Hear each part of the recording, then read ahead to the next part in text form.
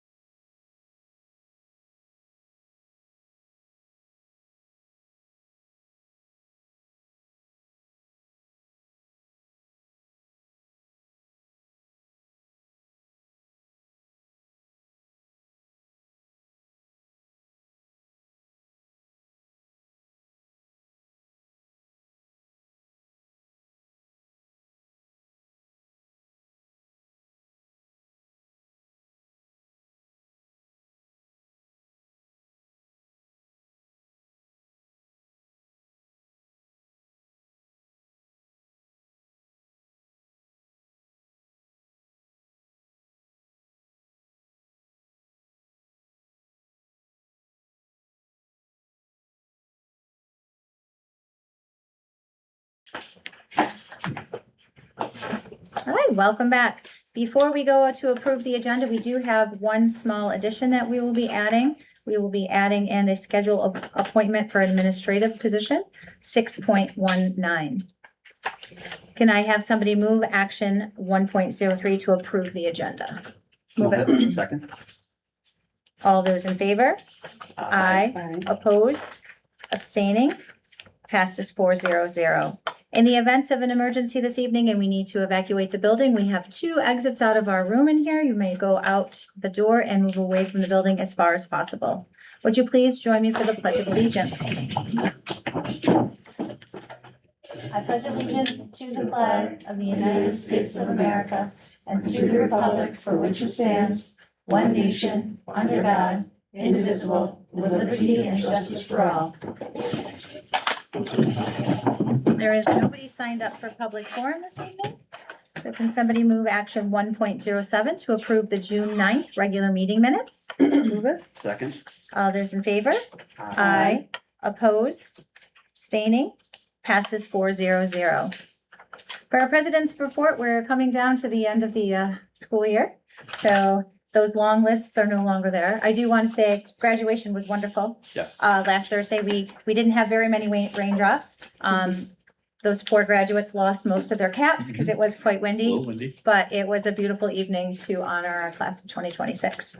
But we do have our last day of school for students is on June 25th, and the 8th grade moving up ceremony. There are 2 on June 21st or 5th. One is at 12 and one is at 1:15 at the junior high. On July 14th, we do have our reorg Board of Education meeting at 5 o'clock, and then we will go right into our regular meeting following that reorg meeting. On July 28th, we have a regular Board of Education meeting here at 6 o'clock.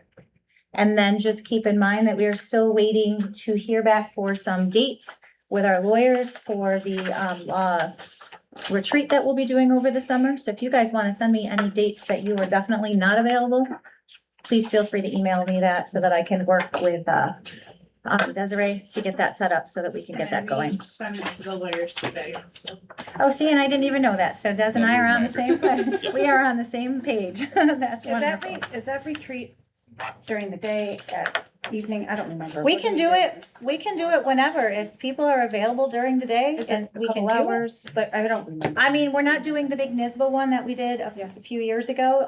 This one usually, it could be about an hour and a half or so, I think is what last Under year's 2 was. hours last Okay. year. Yeah, Yeah. but it's nice because we do it with the superintendent's team, so it's a great way, and we'll be bringing Ralph in, so it'll be a great way for us to all get on the same page for our new Yeah, I board didn't- next year, I so. think I was with one of the kids for a college, so I don't think. Yeah. I knew. So it was just Yeah. under 2 hours and our lawyers did it. It wasn't a long one, like that full day one we did with NISBA, so. Mhm. So just send me those dates if you have any specific that you know won't work, and then we can try to get that going, so. And with that, gonna go ahead and pass it on to Mr. Lawrence for the superintendent report. All right, so we do have a few things on the agenda. A lot of this is going to be Mrs. Hendrickson tonight leading us through a few different things. But before we get to that, I also want to mention graduation was a great evening to celebrate the class of 2026. I want to thank the GRV team, the administrative team, as well as Jamie Ingersoll, who put on a great evening for our students and our families. And then also to our custodial and maintenance teams who put in a lot of time. We're keeping track of not just the time that they've put in to set everything up, get everything rolling for us, but then also breaking everything down. We did have a little bit of a bathroom incident during the graduation ceremony that I don't even think anyone noticed or had an issue with. So, hats off to them for being able to contain that and us not having a bigger issue there. So, Okay, well, that would explain why people were being bused up to the high school. I didn't know we had an issue. yes, So- Well, Not for that issue. not for that. Oh, okay, Yeah. okay. So, We managed Yes. to keep them open. All right, yeah, perfect. so they did a That's great job making sure we were good to go. I also had gotten a big thank you from the boosters for allowing them to be able to have the concession stand open. I know that they opened it to more than they have done in the past, and families apparently were very happy that they could, feed their littles and themselves before graduation. And the booster said that it was a nice experience. So I wanted to Good. thank you guys for that too. Great. All right, so I guess next we have technically three presentations that we'll put together into kind of one. So I'm going to turn things over to Mrs. Hendrickson, and she has a few folks here to join her for the presentations. Yes, so we'll get started with the Title I policy. You have in front of you, there's a large packet. The first one will be the Title I. Do that. I wanted to start off by really thanking our Family Engagement Advisory, a small but mighty group that has met regularly throughout the year and has provided us with a lot of actionable feedback that we've been able to respond to throughout the year. But also they've really helped develop this policy and reflect the things that have changed. So the requirements are really consistent with last year, so we've made a few adjustments around the organization, focusing on really 4 areas. How we can increase family voice and decision-making, different avenues to reach out to families, parent square polls, trying to really reach out to the parent groups in each of the buildings and how we can establish that. We started to brainstorm different ways to expand engagement opportunities at different points throughout the year. So we also identified those in the policy.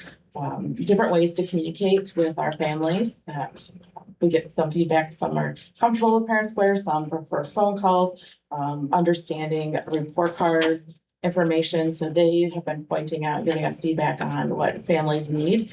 So we'll put those into the plan to address.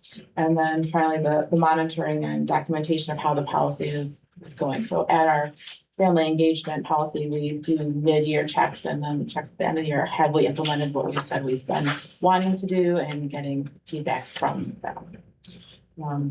And here's an example at our last meeting. They really want to expand that group and they're like, it would be great if you could give us a flyer that we could hand out to people to really describe what happens at our meeting. They said sometimes the phrase Title I could be a little intimidating. So, could we remove that and just have it be family engagement advisory and what it's about, when to join? Could we have the dates ahead of time? So here's a draft that we quickly put together and we'll have Alex finalize that with us with the branding. But again, here's ways that they've been suggesting ways to improve and we're trying to be as responsive as possible.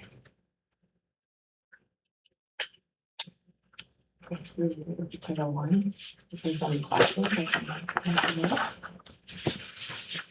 Quick question just on something else with the family engagement. Mhm. I know at one point we talked about possibly a new program. Is that still looking into that behind the scenes? Is that part of this or? I can't remember what it was called. Mark, Was it the ambassador The master program? program. is that a part of it? We've been, we'd like to really explore pursuing that. We've had a lot of positive feedback saying it was nice to know the ins and outs. So that's off the table.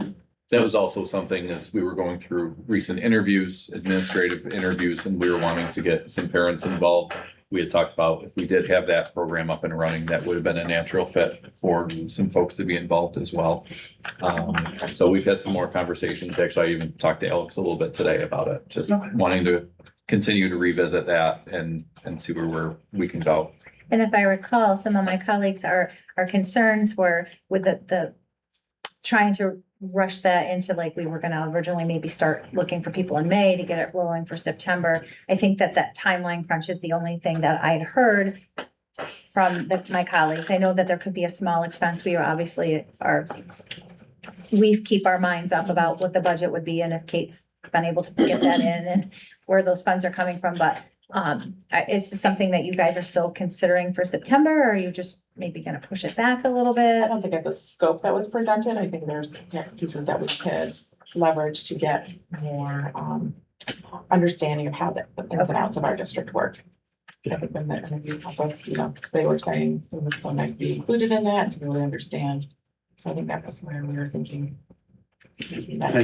Guess Oh, with sorry. that, sorry. Doug, do we have any more on the study we were gonna do yet? I know we were looking at pricing and different things. We do. I'll have an update for you. In the report? Yes. Yeah, okay. Yeah, Thank you. yep. Sorry. Oh, that's fine. I don't have my calendar with me. Are the meeting dates like during the week? Yes, so the Monday mornings at 9 o'clock. Is that so these are for the parents to come also. I know we're limited in time, like when we can offer meetings and stuff, but do you think that might be a barrier having it? during the Well, work We day? actually, You know what I based mean? on the feedback we had, it was usually at 5 o'clock at night, and I think last year we had maybe 2 or 3 meetings where actually 1 or 2 people showed up.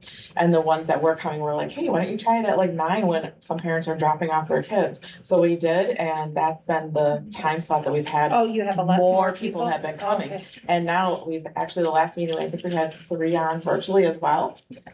And 2 in person, and actually there was 2 that usually come in person. Oh, that's So there's who been knew? more, so we've been Perfect, receptive yeah. to that, so. We've also set it in checkpoints, like if we're like halfway through the year, we're like, you know, if we're getting feedback that more people want us to bring back the 5 o'clock time, we will absolutely do that. Right, But they said if we could originally get out the dates now ahead of time, that would be helpful, so we're like, all right, I can make that happen. and this year you also had an evening Yes, spot and nobody was showing No, up, we had maybe one one meeting. One meeting. meeting. One meeting. In the very and beginning they of the wanted year. to talk about something very specific and then they. didn't Yeah, wanna come and so back. they weren't even getting people virtually for those evening meetings. So I think it was your last meeting in June, you just did it, the Yep. morning meeting and had the extra people, so. again, this, nothing is set in stone, if we need Right. to adjust mid-year, we're definitely open to Well, it. that's, In fact, it's this is good that why you we have found a a morning time one now. that people can. Just because And I've of been that. able to pop in on a couple of meetings throughout the year, and it's these parents that are popping in, they have some great ideas, and you guys have great conversation at these meetings, so, hopefully next year with the more coming in, and I know they wanna push it through the PTO groups and stuff in their school, so the flyer is a great idea, so that's wonderful. All right, so the next plan is the professional development plan. And the purpose of this is to build our educator and leader capacity, supporting our strategic coherence plan. The plan is basically the same as last year, but if you want to take a look at the plan I have in front of you. The big changes that you'll notice are some of the formatting. There are now live links in there that will bring you to different sections. We have included a needs analysis, like actually explicitly saying how we're going to monitor the plan. We have also,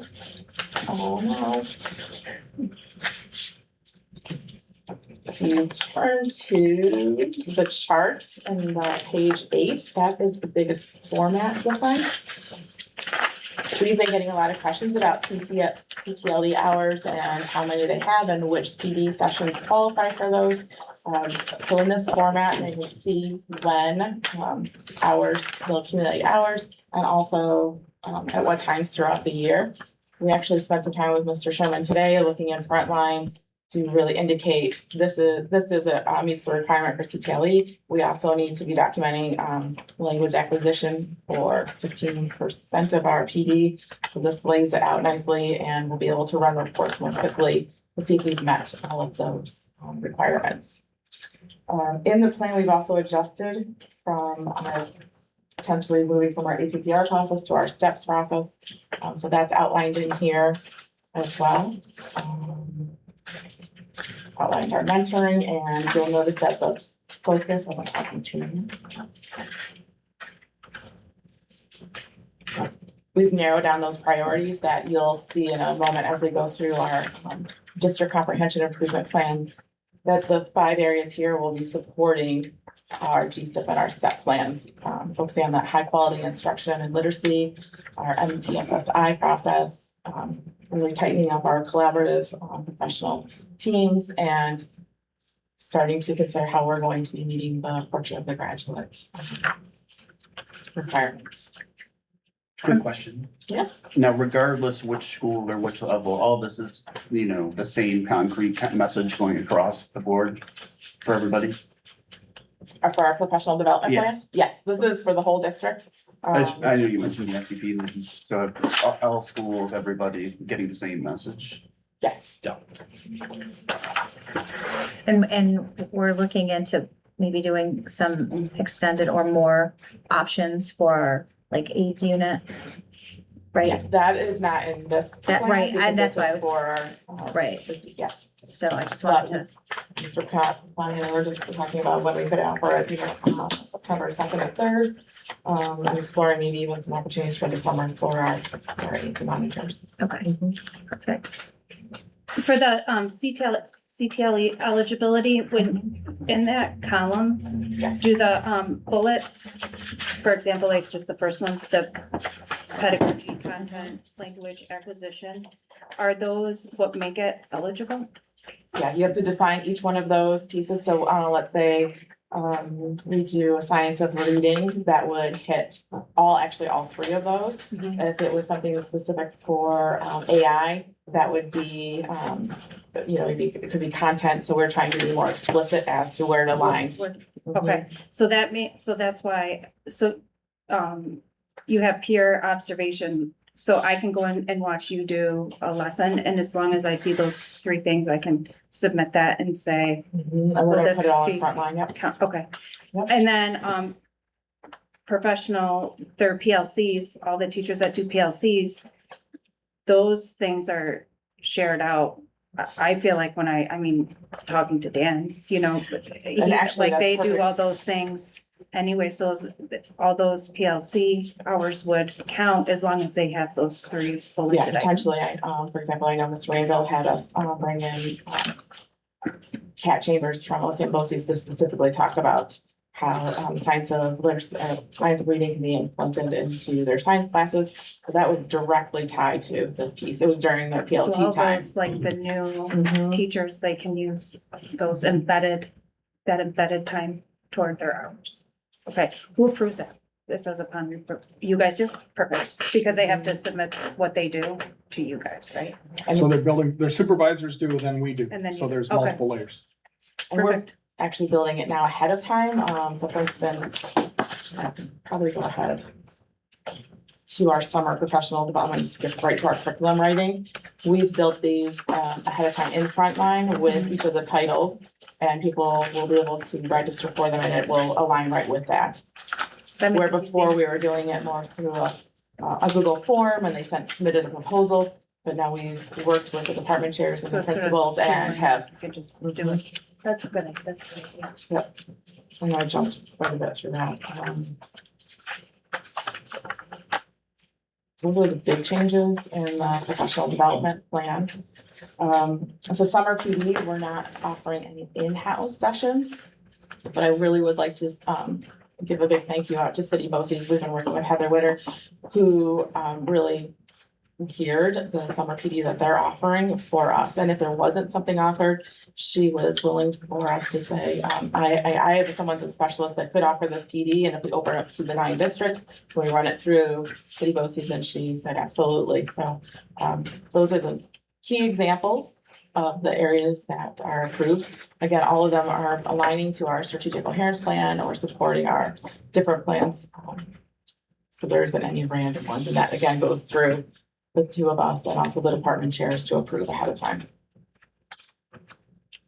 And I think that message has gone out pretty clearly. I mean, just today we had a couple of emails from teachers saying, does this meet the requirements? And then we've been talking it through.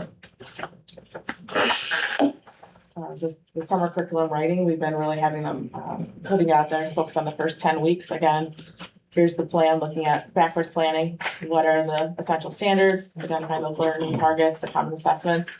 And you'll see in a few moments when we talk about our district coherence plan, our focus next year is really the year of the sentence. So how are we embedding those practices in those first 10 weeks? So we'll be sending out that guidance.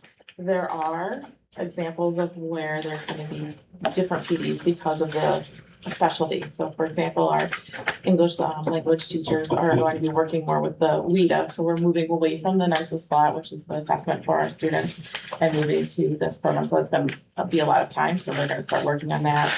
Our world language teachers, their PD will be centered around the CL5 literacy and the checkpoint assessments. We really want to start building that up. So they'll, I'm in general saying we're gonna be doing the backwards planning, but there may be some sessions that focus on a little more specific areas.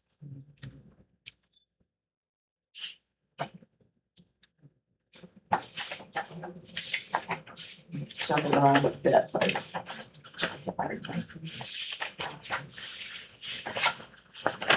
Okay. So before I move to the third presentation, are there questions about the professional development plan?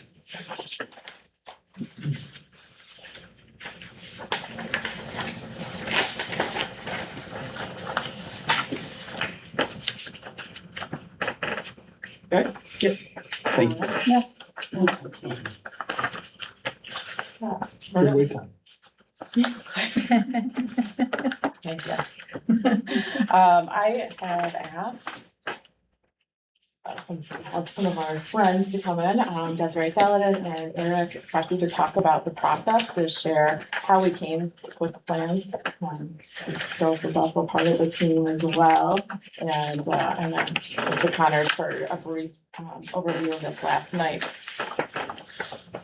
So going through the process, the first part was as the district comprehensive improvement plan was really identifying the high quality instruction and what that looks like for us. I'm gonna have Ms. Allen talk about that process so you can just hear that this was not decided in isolation. It really was a large group effort and we worked really hard. So the data that came in that helped inform, the need for these plans was shared with the leadership team, the full leadership team, I think back in maybe December, January. And so, we were asked to review all of the information for the different buildings and kind of take a deep dive into what we were looking at. And so we met as a leadership team a few times to analyze that data, just initially.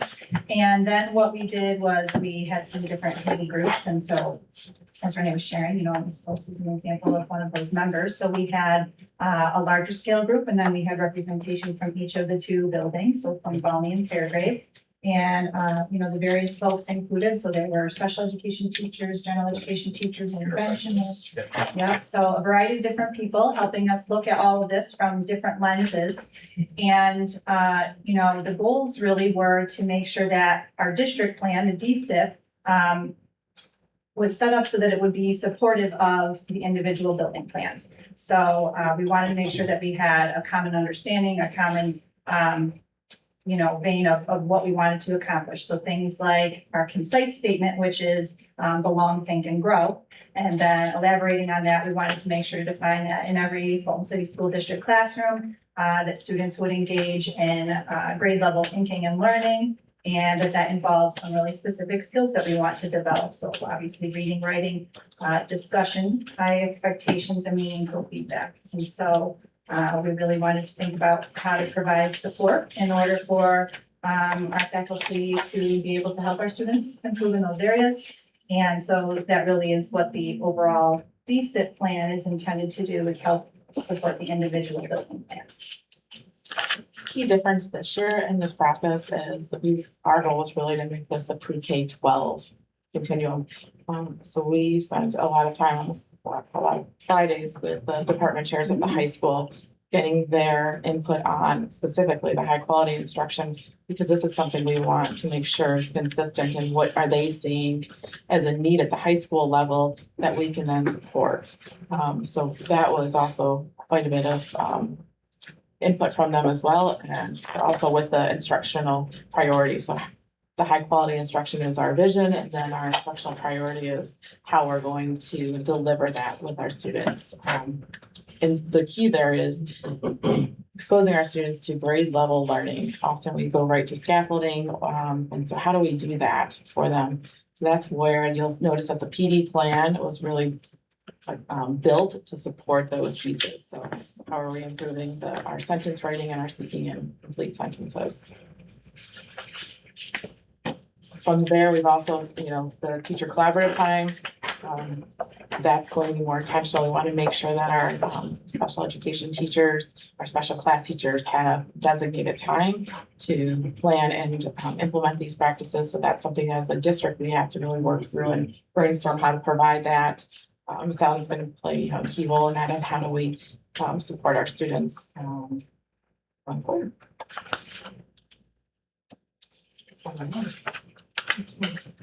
So both of the schools, either Fairgrave or Valmy, we met, I don't know how many times, 5 or 6 times together. Very collaborative and engaging conversations that took place for both buildings. You get this you know, we have to put a plan together. Okay, so we rolled up our sleeves and the engagement of both groups.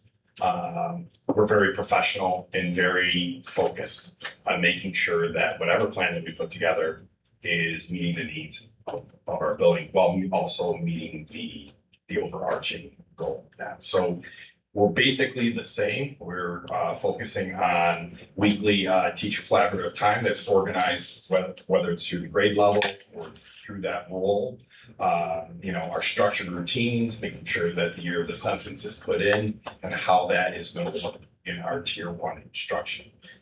We're going to continuously look at the data and how we can continuously implement and adjust and tweak what needs to be done. And then in the classrooms, much like we've already had this year, continue to build on our classroom agreements. And then, you know, what do our routines look like when we have attendance and such? So I think a big shout out to all of the two groups of staff from each building. They did an excellent job and are continuing to do an excellent job.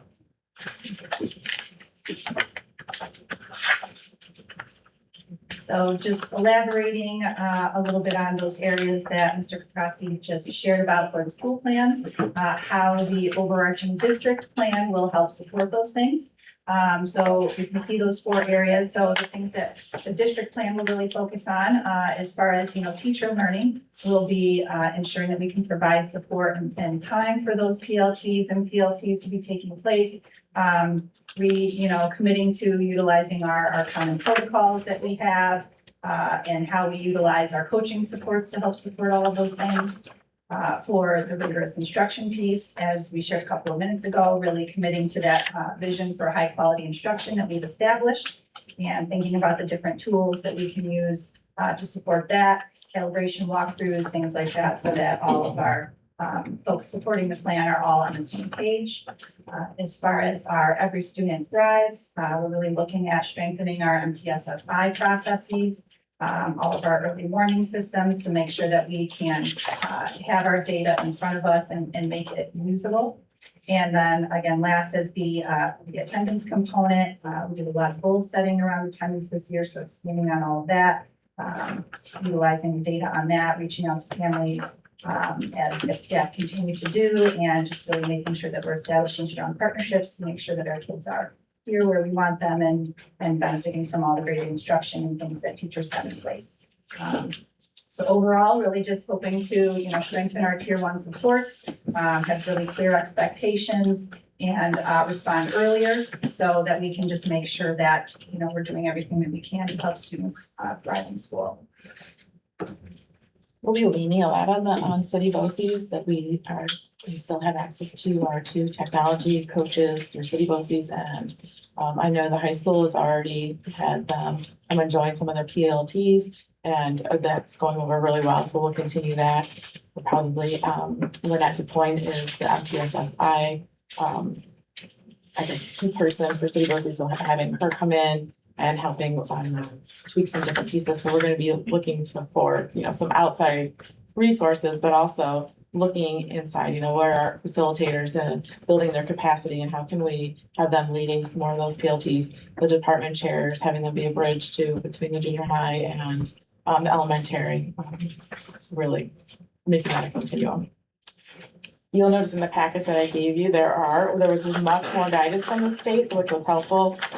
These were what they call pressure tests, like, you know, was the vision that we wrote for high quality instruction, did it meet all the criteria?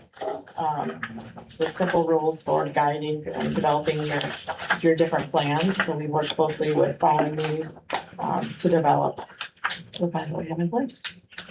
I've also included the checklist then there for you to look at, and then the actual full plans as well.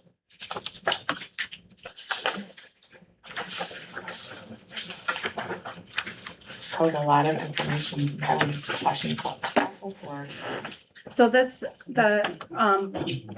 hasn't been done yet, right? Like the surveys, this is what you're planning to do for the upcoming school year. The surveys, everything's been done. The surveys have been There done. are questions in there that have been identified. Those will be the monitoring ones, so. That you're gonna you'll notice it'll say, we Progress get bar. several questions where you'll see the results, and then there's a spot for us to administer those in the fall and compare. Okay, Mhm. gotcha. And do we already have the collaborative time for teachers at Walney and Fairgrave? Do we have, is that like a big to-do for the fall for them? We have one where we have a schedule of 2:30 to 3:30, and then there's an 8:30 to 9:30 schedule. That's a piece that we're gonna have to tweak and work with to make sure that all of our groups of teachers are able to work together. Ultimately, we would really like to have more time for that. That's something we've been discussing about what are some different ways that we can provide more opportunities for our elementary, similar to our junior high and high school, who have that time in their schedule every day, where our elementary teachers only have it once a week. So we recognize that that's an issue, and that's something that we're, But would they get it They at have least it once a now. week? Mhm. At least once a week? they have it at least once a week. We'd like to be able to have more time for that. Yes. That's the much needed. Didn't have a lot to say about that. I know, I was gonna say, do we have a plan that we're coming closer in place to getting them more? I know we've talked about it a little bit through the year. I mean, It would mean really an overhaul of our schedule, so that's what we would need to do to add that, so it's there on a more consistent basis, like middle level, junior high and high school. so are we close to finding some kind of? I My think we were question was, Are we waiting for getting closer? some of Are the we getting big closer? things. No, I mean, it would really be that, so it would be, So that one's gonna take a lot of, Yeah. but What's the big roadblock? It's just trying to find the commonality of times for the teachers. Do we have like? Right now, third our grade teachers student teaching day fourth grade? and teacher day is exactly the same. Right. So what's defined as the day is the same. They start at the same time and end at the same time. So in order to find more time, we either need to extend the teacher's day longer or shorten students or both, or figure something out there. That's the biggest roadblock right now, is that the teacher and student day matches up perfectly, where in a lot of districts, that's not the case. Right. So we're working on it. We had some ideas, we're working through the next ones, and see where we get. So it's a lot of work. It's a lot of work, and if we don't have daily time to speak to our teams. Yep. It's hard to implement that level, and basically the elementary schools are the foundation. Right. For the rest of the district, so. Something's gonna have to give to be able to effectively implement everything that we wanna do and get all kids reading by the end of third grade. Have we ever had the kids come in a little bit before the teachers You mean or a little bit after? after the teachers for elementary school? Have we ever done that?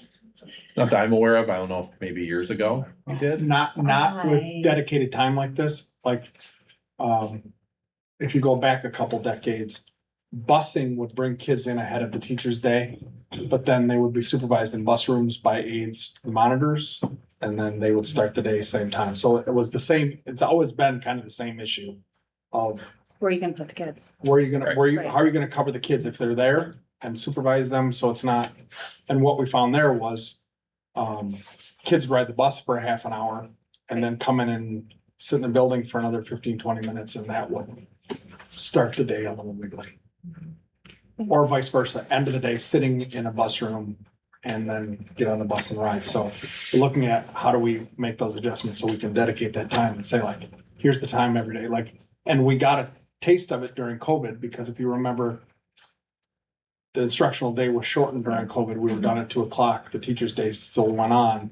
So people got a little taste of that and realized, oh, this could be really highly effective use of time if we can plan and coordinate and figure things out. And the elementary level has been asking for that for They have. quite some time. Yeah. I know we have early dismissal and regular dismissal.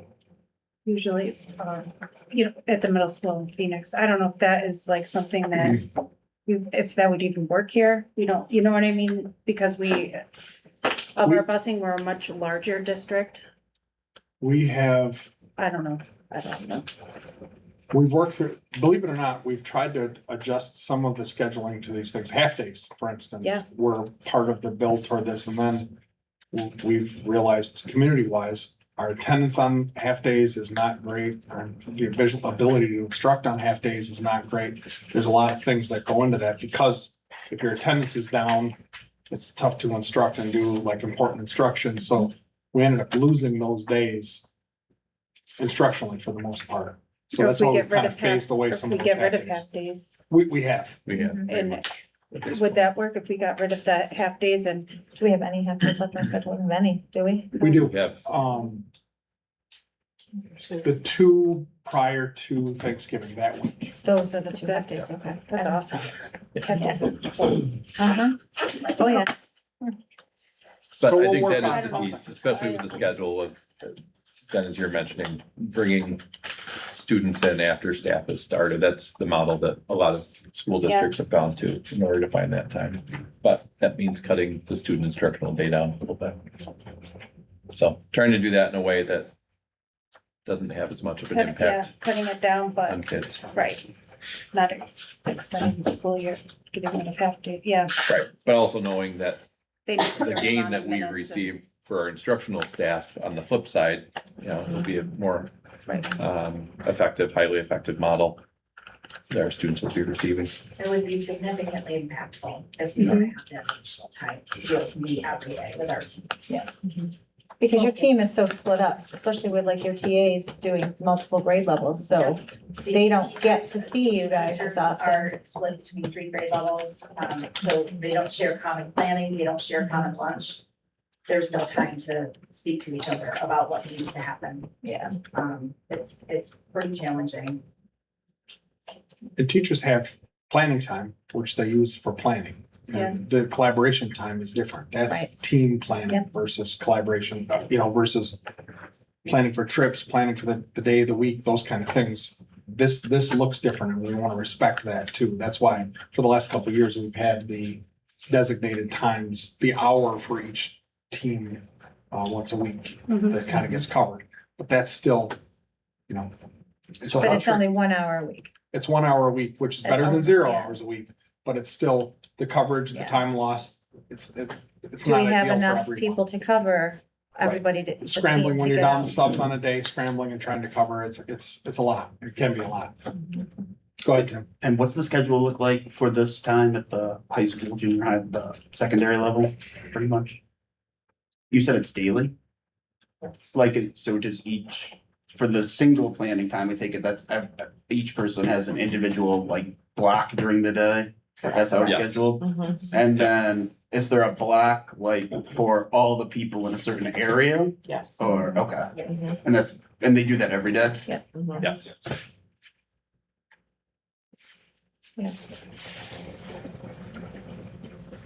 Stuff to work on. So the roadblock at absolutely. the elementary level is we have a lot of teachers cross grade levels, right? That's why it doesn't work. They can't meet with their team. They can't meet with their team because they're in different And also locations doing supervision of different. students, because if they're meeting, who's watching the students work. Maybe I'm just having what makes it so much different in elementary school than the high school? As far as this, Bells, just, honestly, it's like even at 5th and 6th grade, we departmentalize, but every bell, someone, as a teacher, you have someone other than your other planning than, and your lunch, you have kids in front of you all the time. Where at the high school, it's more bell by bell. So I might have an open bell, fourth bell and 9th bell. So it's a little easier for what I because contractually, they teach multiple, yeah, okay. I was never an elementary teacher. Okay, that makes sense, right? You're teaching multiple subject areas. and there's not really extra time bell, like transition. You have your kids for the day. pretty much. Yeah. Oh, Elementary teachers have 7 bells a day. And 0 bathroom breaks. It's And we true. walk them to and from specials, so a 40-minute plan turns into about a 35-minute plan. mhm, Parent phone calls, go to the bathroom, your plan's over. mhm. Do you know what I mean? It's hard. It's really hard. I think with, shift this back to the RFD stuff, and sometimes I think what's been encouraging is that as we've been sharing it with a larger scale of people, they appreciate the time and the focus on a targeted area, like we're going to be developing common protocols and procedures and having clear expectations that can be across all content areas. So I think we're pretty excited about that. And I think last night, Tim, we Yeah. shared more of those plans. We got to hear about the instructional playbook and our goal of identifying the our vision. And people seem to be buying into that piece of ours. Seems to be more focused, pinpoint focused. It was affirming to be able to do the process this way this year, because I think I've done this process a lot over the years. And this was probably the best process that we had in terms of how it was rolled out. And we kind of knew exactly what it was that we wanted to do. We know what we needed on buildings. So, and the most impactful part for me as being part of this process was the one-on-one student interviews. We surveyed 14 students at Fairgrade, asked them all exactly the same questions. We did it with a partner, so one person was recording and the other person was asking the questions. And that was pretty, it was very interesting how perceptive kids are as to things that you don't even think they're thinking about. Inevitably, almost every student out of the 14 that we interviewed said that. We asked them, why do you, what makes you feel comfortable at school? It was friends and teachers. That was, most of their responses, friends and teachers. Talked about different expectations. Kids were very perceptive in noticing the different expectations between leadership that we had over the past couple of years. So that was my favorite part, was interviewing the kids. And I said, we should make that part of our monitoring next year as we're going through, continue with those one-on-ones with the kids and, see what we're doing, how things are a little bit different and kids respond differently. I'm sure they will. And you did it a range from like second up, like what was your like age? 3-6, right? I think it was 3 through 6. 4, 5, 6. 4, 5, 6. 4, 5, 6. And we kind of did a mix of, the types of students that we Yep, interviewed, yep. got parent permission and all that. It was fun. I like doing it. I think that it's worth the time. There were just guidelines from the state food, questions to ask, and we're able to develop those based on other survey results, whether we want to dig in further, but Okay. the grade level, so. It really sounds like we've been reaching and just jumping like the standing, vertical jump, and we're reaching for a goal. And I feel like you've provided just a ladder and we can all everybody can take each step to get to where you need to be, like together, like pinpointing, so Yeah. nobody's lost. There's an expectation. And not just the teachers, but for the kids too. It sounds like they're gonna understand what's expected of them too. I think that was something we were Yeah. debriefing about this process. The last time it's been too broad, but we've Yeah. been hearing from the state, keep it simple. Yeah. Focus on one thing that you can get. So. Some of the simple things that we did last summer, when we met as a leadership team last summer, is we just made some staff commitments. And everybody agreed to the commitments and we followed through with those this year and we monitored those this year. And it has made a huge impact on the students. Reading kids at the door every morning. You wouldn't think that they even paid attention what they do. And that came through in our survey. The shift from at the state level too is like, we used to have to do this for accountability. Mhm. Like the purpose was accountability, and from the admin, it was how are we going to hold everyone accountable to these things? And that was the jumping. It's, You're just checking Work. boxes, right? it really has shifted to student learning. To that point of, let's interview the kids, let's build it for the kids, let's look at the impact that the strategies and techniques and, the things that we're doing as teachers, how does that impact our kids and their learning at all levels? They're So taking that's- ownership of it Right. because you It's create. been a big right, shift it's- and yep. getting everyone lined up and having someone who's an instructional monster come in and do that doesn't Yeah. hurt.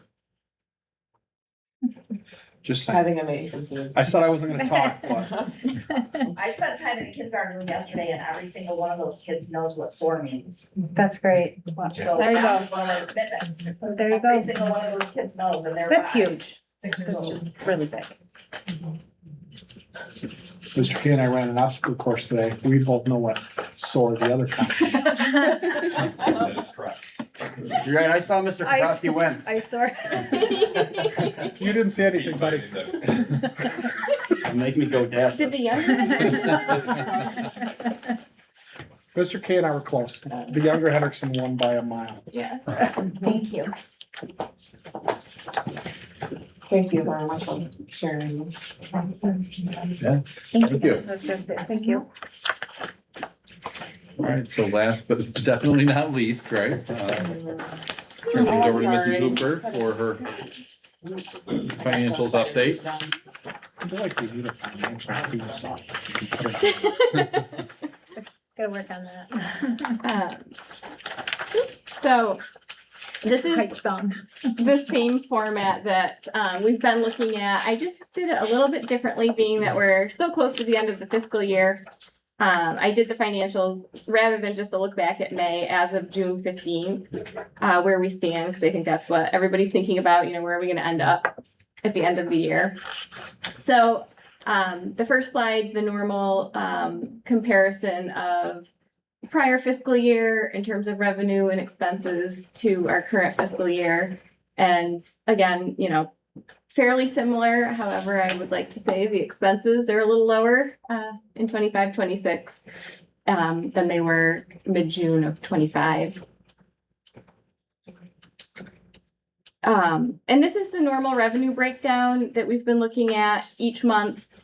One thing I did a little bit differently, so this is the normal slide, and you can see the current year to date as of June 15th. I had not moved the appropriated reserves over. So you can see we're still at 96% of our expected revenue at that point. Then if you put the reserves in, we actually are a little over the anticipated revenue, and we still will receive around 1.2 million in state aid. And that'll filter in a little bit over the summer and even into September. But that's sort of normal. We close our books on June 30th. We aren't going to spend anymore, but adjustments to the revenue and just finalizing everything will go right through our audit, which isn't until August. So there will still be some changes. And the other important factor, aside from what we receive in revenue, is how this number compares to our end of year total for expenses. This is the breakdown of the expenses as of June 15th. Again, as of that date, we were at about 85% of our expected expenses if we were to spend the entire amount, just under the 94.2 million budget number.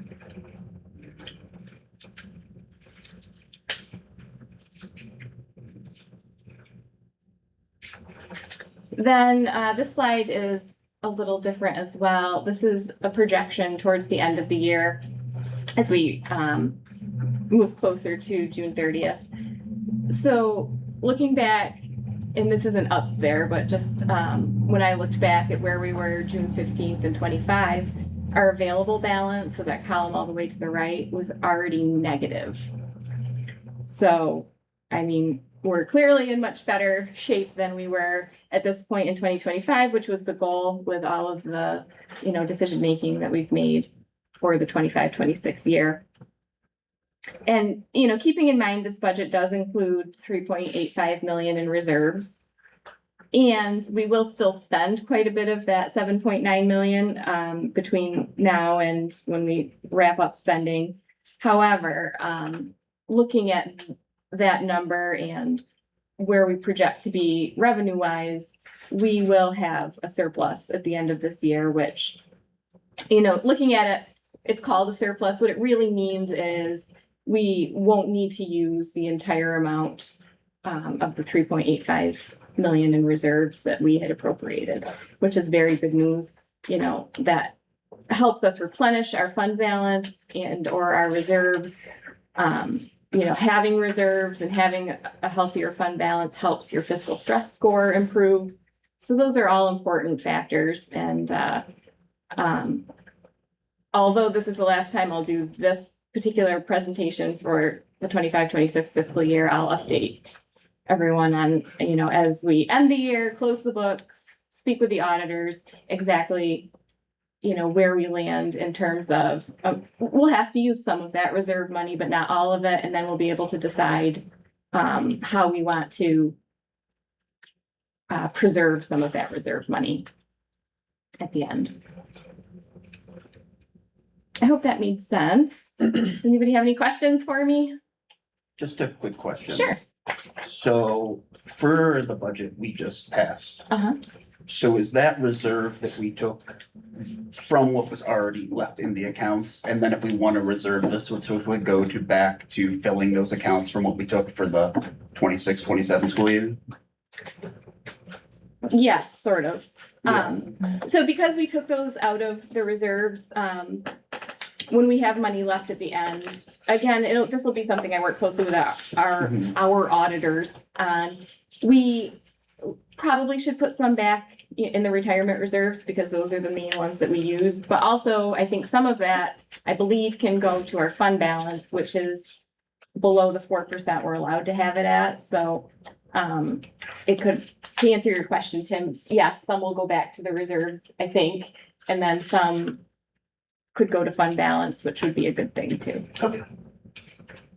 It'll be a long process, to get the reserves to where we want them to be, but But this helps is what I was. it does. And each year, that's what I've been trying to explain when I'm asked questions about the budget.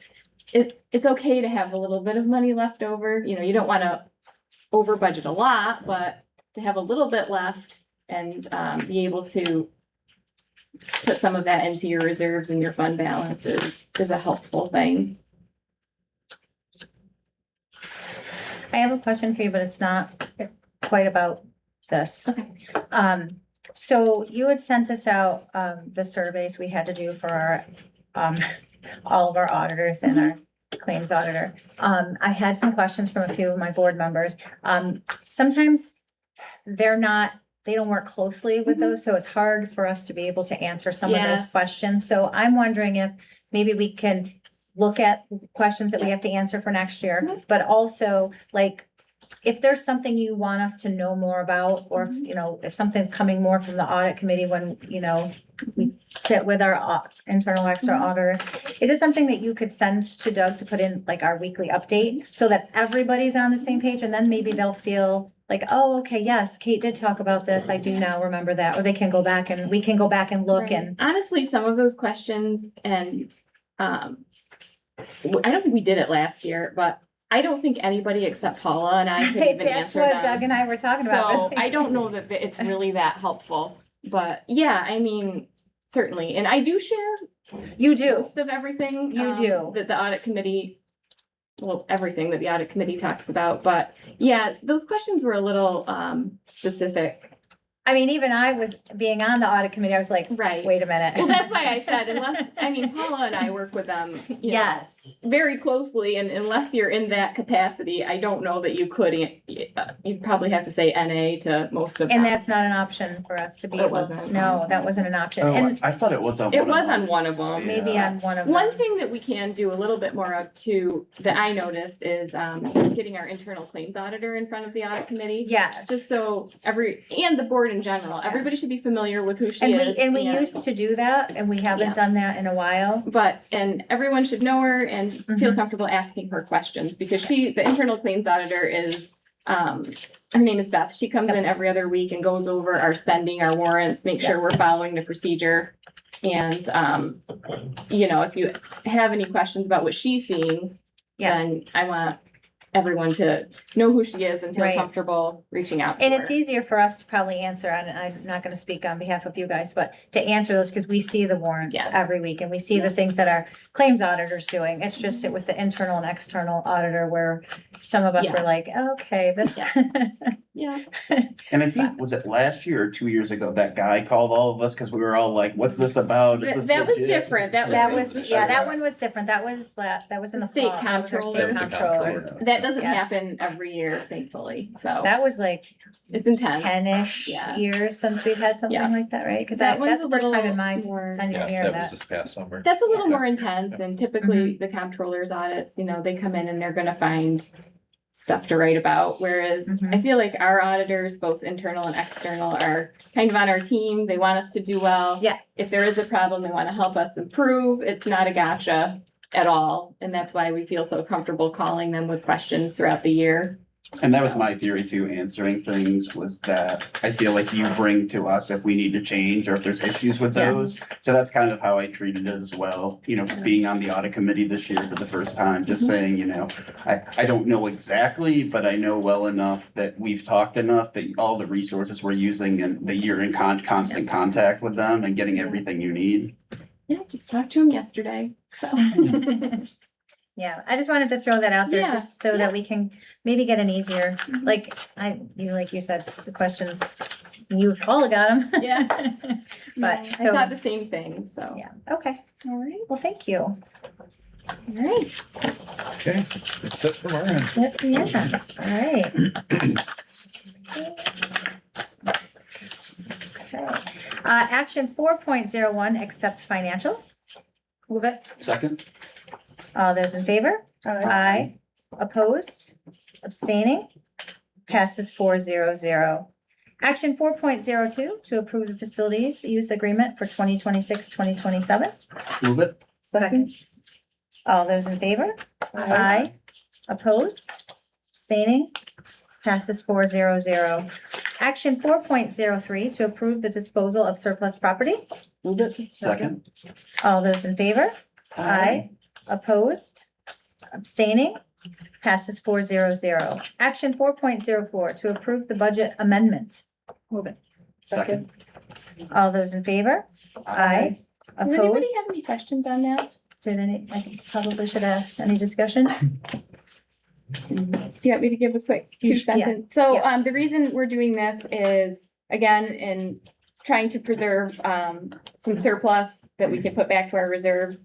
We found that our debt service account, which can only be used to pay debt and interest, is running high right now. So that, we checked with the auditors, and, we're able to transfer some money in from the debt service account to cover this, 164,000 in interest. And that will just, again, help us. It's not a huge dollar amount, but it'll preserve a little bit more in the general fund. Anybody have any questions? Okay, all those in favor? Aye. Opposed? Abstaining? Passes 400. Thank you, Kate. You're welcome. Action 5.01, approve committee on special education. Move it? Second? All those in favor? Aye. Aye. Opposed? Abstaining? Passes 400. Action 5.02, to approve participation with the ROC. Move it. Second? All those in favor? Aye. Opposed? Abstaining? Passes 400. Would my colleagues be interested in batching? Personnel 6.01 to 6.19. Second? So Jess and Tim, all those in favor? Aye. Opposed? Abstaining? Passes 400.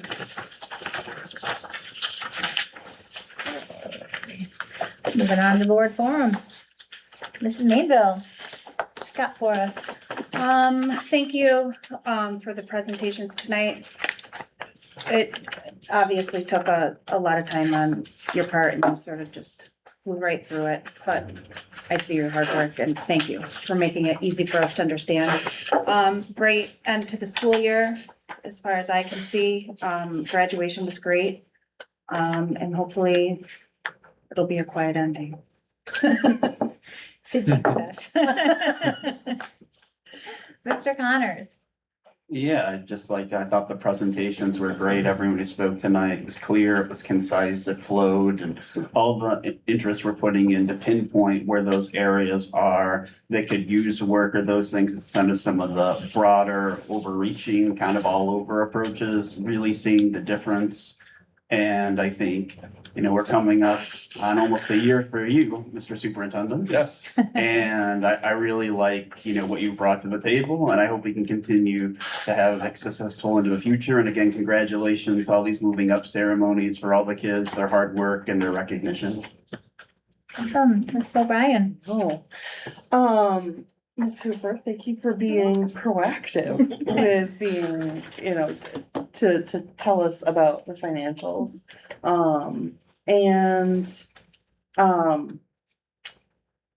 Thank you so much for all the hard work that you've done, Ms. Hendrickson and Mr. Hendrickson and your administrative team to show us about what we're doing with Title I and engagement and professional development.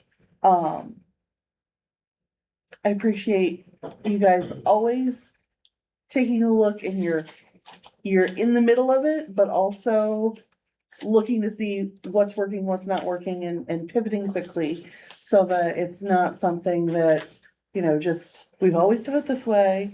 And I appreciate that you are proactive with that. And congratulations to all the students that graduated this past week, and it's great. I loved hearing the speeches, and I loved seeing all the smiling faces of just all the hard work that went into their academic careers. And I love that, and it's not just a celebration of just their families, but the entire schools, even elementary schools, to see, this is the future. So Only a couple days left, so This is it. Yeah. it's hard to believe. Yeah, you've been here for a year, like Mr. Connor said. It's flown by. Yeah. And you made it. Yes. And you made it. Thank you to your team for their helping us understand, and for putting it to us so that we can understand exactly what you're doing. It was nice to be able to sit on some of those Title I committees, and now I hope that I am able to do that again next year. But being in the morning, sometimes it works and sometimes it doesn't, but I love that you guys have gone virtual for a lot of these things. And I appreciate my colleagues for everything that you guys have done for the year. This is our last official meeting of this board for this year. When we commence the next meeting, we will be a new board. Again, that is July 14th for our reorg. So you guys got a couple weeks off, but you guys will probably hear from us. We'll have lots of questions. So, thank you so much for always answering them. And Brenda, I know we said it at the last meeting, but again, thanks to Nick and all his years on the board and everything he's done, he will definitely be missed. Yes, this has been an interesting year for us.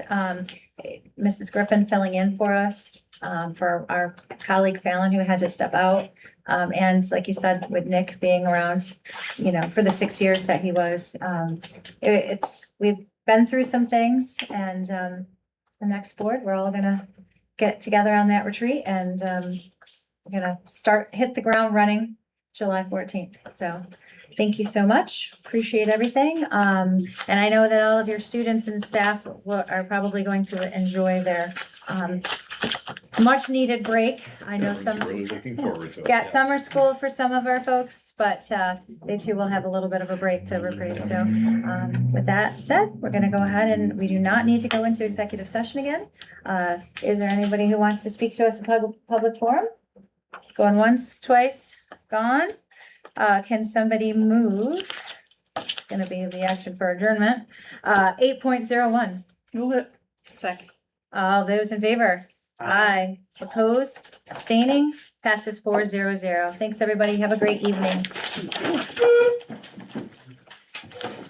Hey, Mark. Quick question.